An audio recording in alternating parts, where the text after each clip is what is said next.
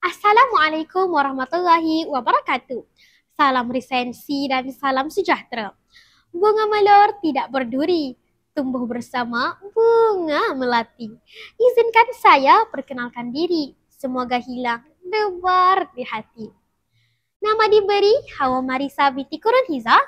Saya merupakan murid tahun 6 di Sekolah Kebangsaan Bandar Teknologi Kajang. Kod sekolah saya BBA 4053. Saya bercita-cita untuk menjadi seorang guru yang berkaliber apabila dewasa nanti.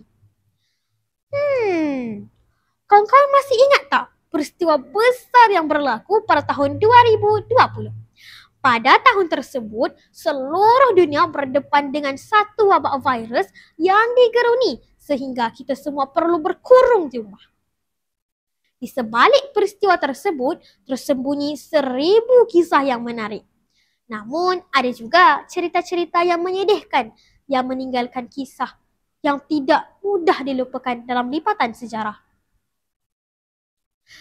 Baiklah, saya akan membawakan anda menyelami sebuah karya yang menarik perhatian saya. Bertajuk COVID-19 Kita Semua Hero. Karya ini hasil penulisan barisan panel penulis Ana Muslim. Karya ini dikategorikan sebagai bukan fiksyen bahasa Melayu, diterbitkan oleh syarikat Ana Muslim Sendirian Berhad pada tahun 2020. Buku yang berada di tangan saya ini merupakan cetakan pertama. Ia mengandungi 160 muka surat. Buku ini berharga RM15.90 di Semenanjung, Malaysia dan RM16.90 di Sabah dan Sarawak. Tema utama buku ini adalah tentang perjuangan, keberanian dan kebersamaan dalam menghadapi pandemik COVID-19. Buku bertajuk COVID-19 Kita Semua Hero merupakan sebuah buku komik infografik. Karya ini mengabadikan kisah perjuangan rakyat Malaysia dalam memerangi wabak virus COVID-19. Buku ini mengupas topik-topik berkaitan COVID-19, antaranya penularan wabak, langkah-langkah pencegahan pandemik, normal baharu, pendidikan digital dan kesan PKP. Buku yang bersifat dokumentasi dan dipersembahkan dalam bentuk komik santai serta infografi yang menarik ini sudah pastinya mampu dijadikan sebagai bahan rujukan. Saya percaya dalam tempoh 10 atau 20 tahun akan datang, buku ini bakal menjadi satu naskah yang sangat berharga.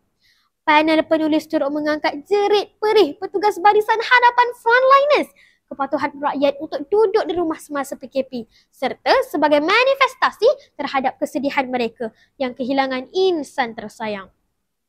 Lebih menarik lagi, buku ini turut menyediakan cadangan aktiviti yang sesuai dilakukan ketika PKP seperti belajar memasak, membuat kraft tangan, mengemas rumah, bercucuk tanam, membaca buku dan banyak lagi.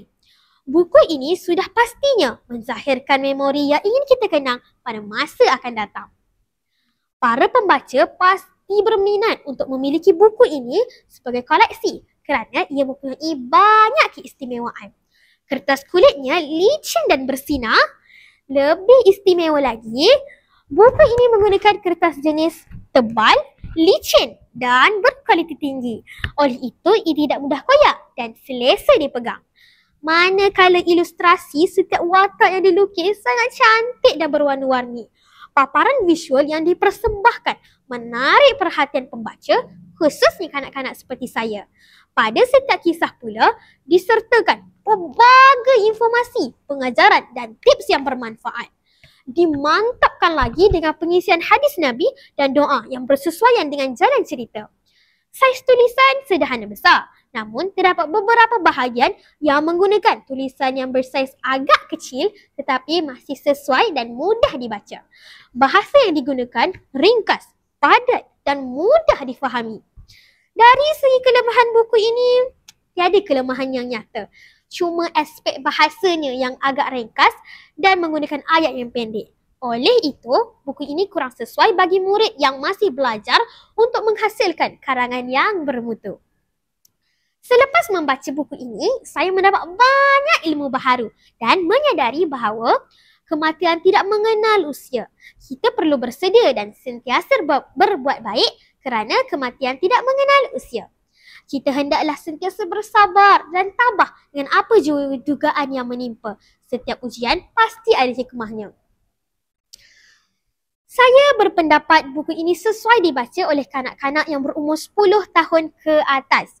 Pelbagai perkongsian berkaitan penyakit COVID-19 disampaikan dengan cara yang mudah difahami. Sekian, terima kasih.